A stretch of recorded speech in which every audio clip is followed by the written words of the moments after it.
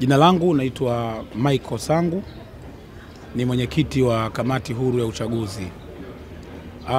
Kamati hii inaundwa na mkutano mkuu wa shirikisho la filamu. Mwenyekiti wake anachaguliwa na mkutano mkuu. Nilipochaguliwa miezi takribani kama 7 iliyopita kusimamia uchaguzi wa shirikisho la filamu. Nilipewa majukumu haya, nikakabidhiwa kitabu cha kanuni na katiba ya shirikisho, nikakaa na katibu wangu na wajumbe wa kamati ya uchaguzi kuhakikisha tunaratibu uchaguzi wa shirikisho la filamu kwa uhuru na haki, kama ambavyo kamati yetu inavyoitwa. Sisi kamati yetu inaitwa kamati huru ya uchaguzi wa shirikisho la filamu. Moja ya kazi yetu kubwa ni kusimamia kanuni na taratibu tulizojiwekea, ambazo sisi kama kamati tulizisimamia kwa ukubwa na kuhakikisha zinafuatwa kwa utaratibu. Sisi pia ni eneo letu moja la kushughulikia mapingamizi kama yanatokea na kuchuja wagombea. Lakini kwa safari hii, uchaguzi huu, tumejitahidi kadri ya uwezo wetu kuona basi haki itendeke.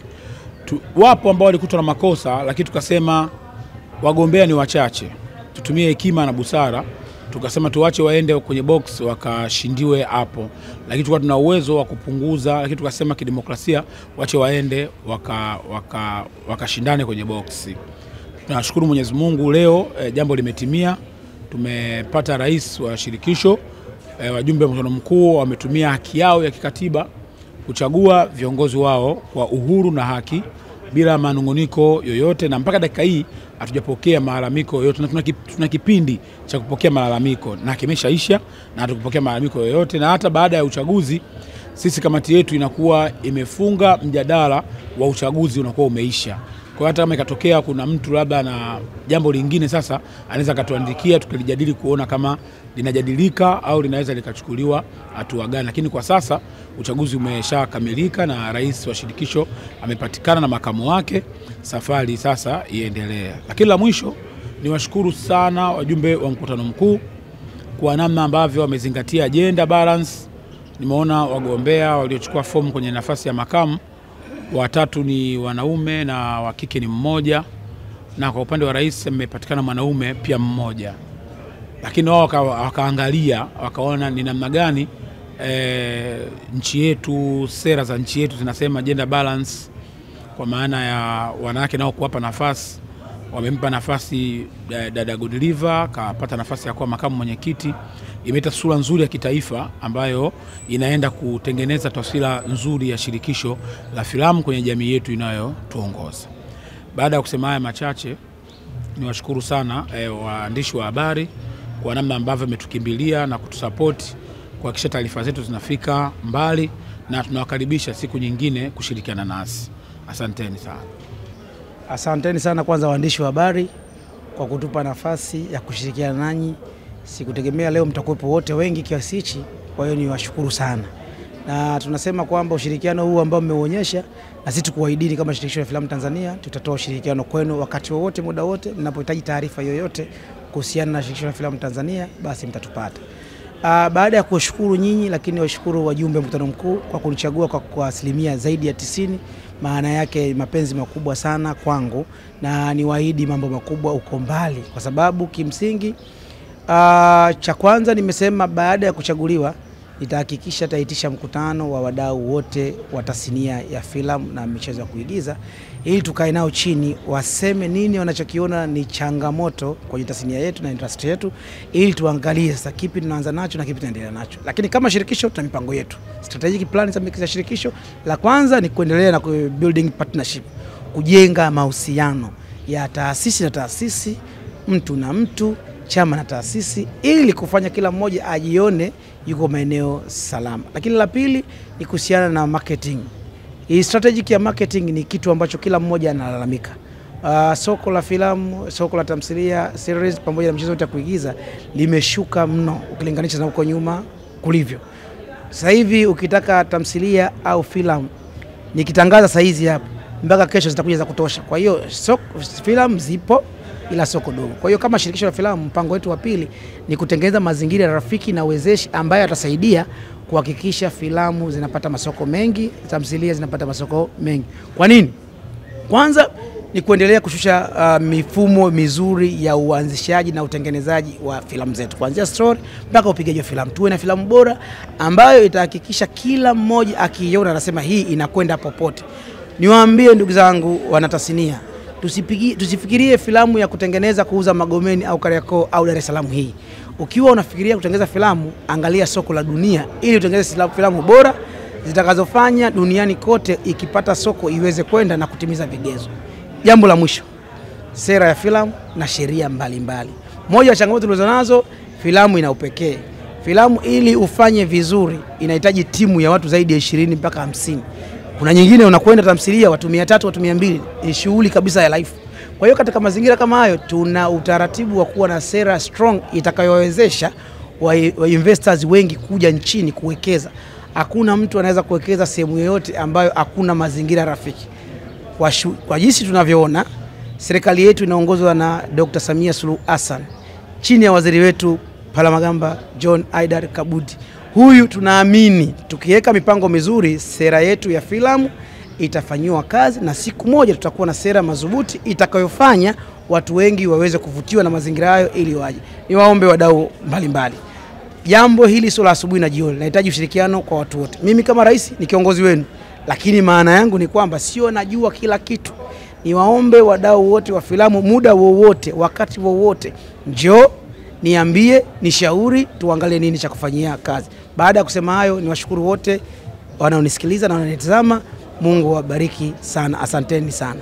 Kwanza filamu zetu soko bado inaendelea kupata ndani kwa sababu zinafanyika zote. Ukienda kwenye vituo mbalimbali zinafanyika, ila idadi inayofanyika sio nyingi ukilinganisha na tunavyotaka sisi. Sasa tunajipangaje ni kukompiti kwenye swala la filamu bora. Usiseme kwa nini filamu itoke mbali ije kwetu ingie. Kwa nini inaingia? Na kwa nini watazamaji wanakaa wanaangalia? Maana yake ina ubora. Sasa sisi competition ya kwanza sio kuzuia filamu isiingie, ni kufanya filamu iliyo bora ili mtazamaji aone kwa nini nitazame hiki niache. Tusianze kusema mimi ni Mtanzania nitazamwe. Una content gani ambayo ya kumfanya mtu akae kwenye kochi lake? Situbadilike sisi kwamba tutengeneze mazingira ya filamu bora zinazoendana na uhalisia ili mtu akae kwenye hiyo, automatically itaweza kufanya. Zamani tulikuwa tunaona watu wanaenda Nigeria, leo wako Nigeria. Kwa nini wametoka Nigeria? Kwa sababu ina maana wamekosa uwezo, ndio maana wamekimbia. Watu zamani muziki walikuwa wanaenda Kongo, siku hizo tunaenda Kongo. Tubadilishe vitu vizuri, mtazamaji anataka kitu kizuri. Mimi niwaombe ndugu zangu, tufanye kazi bora, kila mmoja atachukua kazi bora. Asanteni sana. Gezenu, mimi namshukuru Mwenyezi Mungu kwa sababu hii nafasi naona ni neema yake tu. Mungu mwenyewe ameamua kwa majira haya mimi Godliver nisimame kwenye nafasi hii kwa ajili ya kuwa mwakilishi wa wale walio wengi ambao tumepewa majukumu na madaraka ya kuweza kuwaongoza. Lakini pia haimaanishi kwa nafasi hii kwamba sisi tuna uwezo wote, tuna maarifa, busara na hekima za kuweza na ufahamu wa kuongoza tasnia yetu kwa shirikisho hili, lakini tunategemea mawazo, tunategemea mipango na strategies za wenzetu pia. Tukae kwa pamoja tuweze kuyajua yaliyo mahitaji yao na mahitaji yetu sote tuyaweke kwa pamoja ili tuweze kusonga tukiwa tuna maono mamoja. So umeongelea kwamba nina exposure.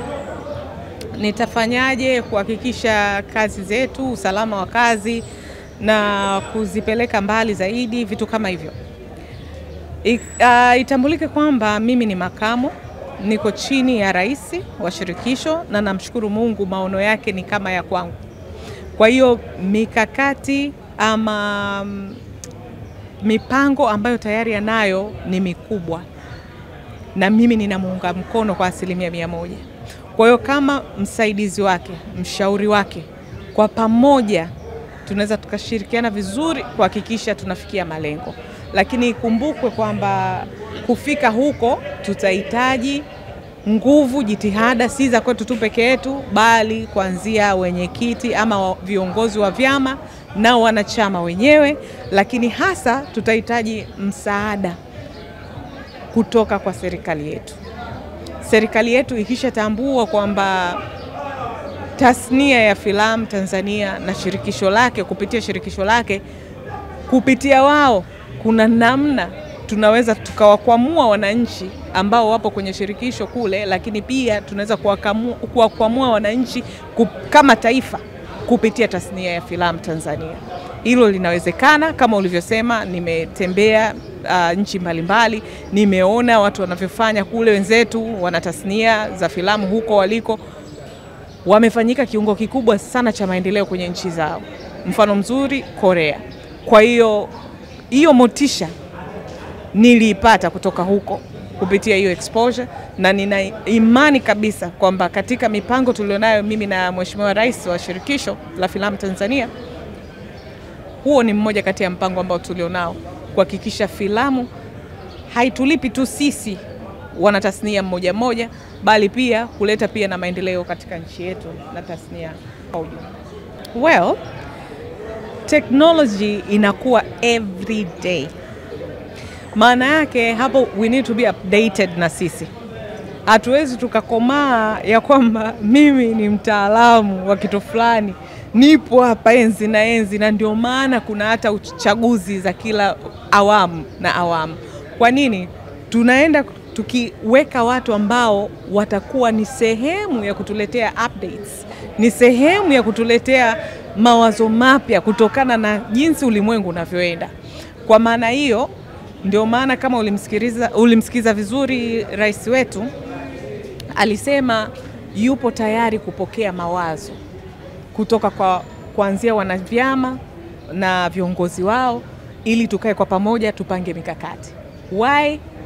Kwa sababu katika mkusanyiko ule kuna wale watakao kuwa na mawazo updated, wale malegendali, tutajua experiences zao, tutajua wao katika mwongozo wao walifanya nini, na hawa sasa wa kizazi kipya ambao wana mawazo mapya sawa na technology inavyotupeleka, kwa pamoja tutatafuta kupata suluhu ya shida zitakazokuwa zimetuface in future na kwa sasa. Kwa hiyo we are well updated and we are looking forward kuendelea kujifunza na kuwa updated more, kwa kuangalia wenzetu wanafanya nini kupitia vyanzo mbalimbali vya taarifa, lakini pia kuwa tayari kupokea mawazo mapya kutoka kwa wengine. Naam. Shukrani. Ili kuwa mwanafamilia bora wa Global TV, usisahau kusubscribe, like, kushare na kucomment. Baada ya kusubscribe, bonyeza alama ya kengele ili kupata taarifa kwa kila video inayopanda Global TV Online.